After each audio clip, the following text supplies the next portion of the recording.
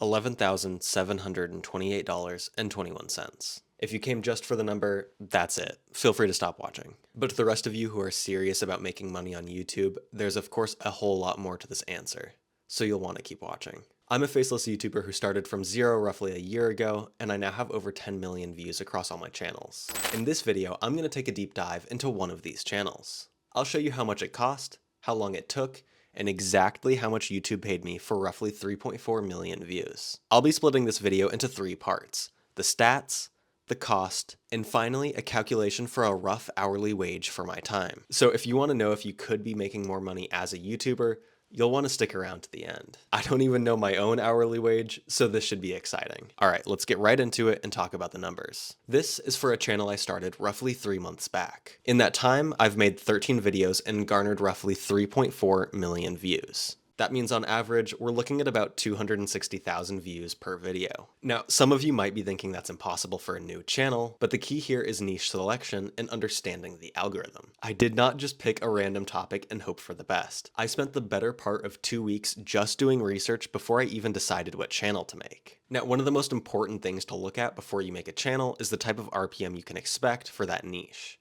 The same 1 million views could get you $1,000 or $25,000, all depending on the kind of video you make. And this is something that most new creators completely ignore. Typically, your RPM will be higher when your audience is older or primarily based in the US, UK, Canada, or Germany, whereas channels with a younger or more diverse audience are gonna get paid less. On a channel like this, I've got an RPM of just under $4.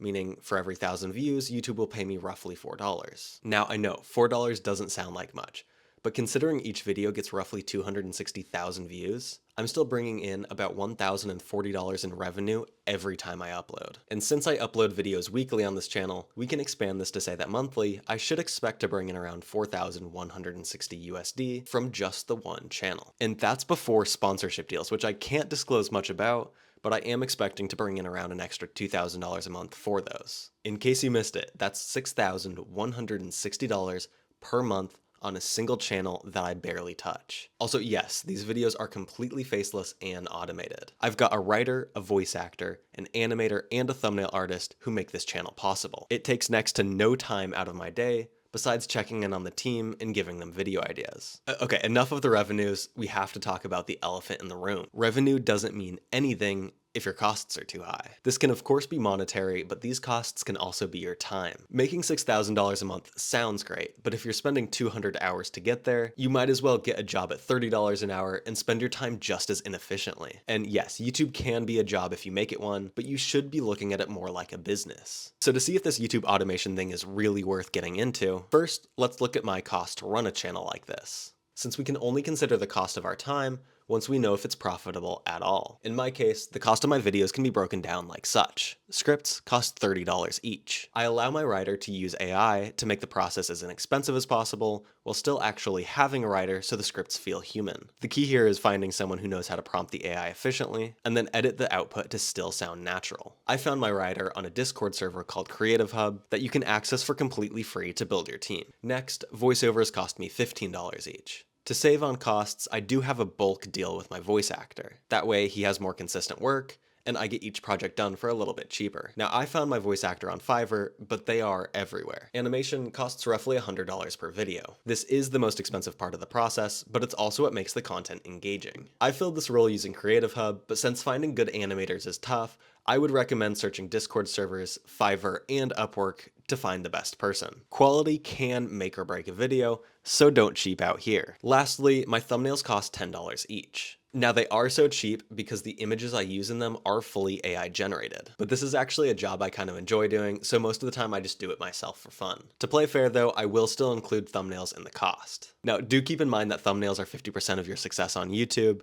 so don't settle on those either. All in, from start to finish, each video costs roughly $155. Now because each role is hired out, the only time I actually spend on the channel is managing the team, giving them video ideas, and uploading the final videos. This is crucial if you want to treat YouTube like a business. You have to work on the business rather than in it. Between each of these tasks, I would say roughly 20 minutes per day is more than adequate to keep the team and channel in order. Let's just say 10 hours a month, where most of this time is brainstorming and doing quality checks. Now that we know what we're making and what we're spending, the next step is to calculate our profit and determine an hourly wage to see if being a YouTuber is better than holding a normal 9-to-5 job. First, we'll take our $1,040 revenue per video, and from it subtract our $155 production cost. This leaves us with $885 in profit per video, which we can multiply by 4 to get a monthly profit of $3,540. Then let's include our sponsorship deals, which takes us up to $5,540 in profit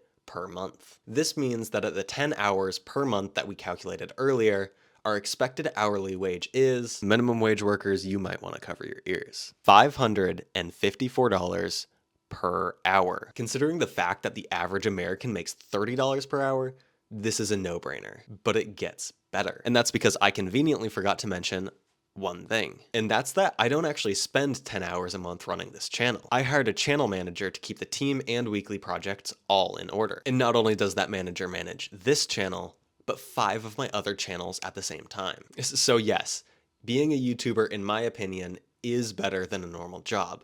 But that's just the beginning. The real joy of this, or any business realistically, is that it's scalable. There is no way you'd be able to work 5 full-time jobs, but I can very easily run 5, 10, even 20 faceless YouTube channels while still working less than a part-timer. Now, what happens when you run 10 or 20 channels? Let's just say the math gets absurd. And unlike a traditional job, your income is not capped by the amount of hours in a day. So if you watched this far into the video, I hope you understand the message. I'm not trying to say that you should become a YouTuber, but I am trying to show you that most people will settle for much less than they should, while giving away way more of their time and effort than they have to. The system that I've built on YouTube could realistically be applied to any online business. The principles are the same. Find a profitable niche, build a team, create your systems, and then scale. And that's what this channel is all about. So if you're interested in making the most out of your time here and reaching your fullest potential without selling half your life to an office job, subscribe. If you want to hear more about building a YouTube channel, click the video on the left.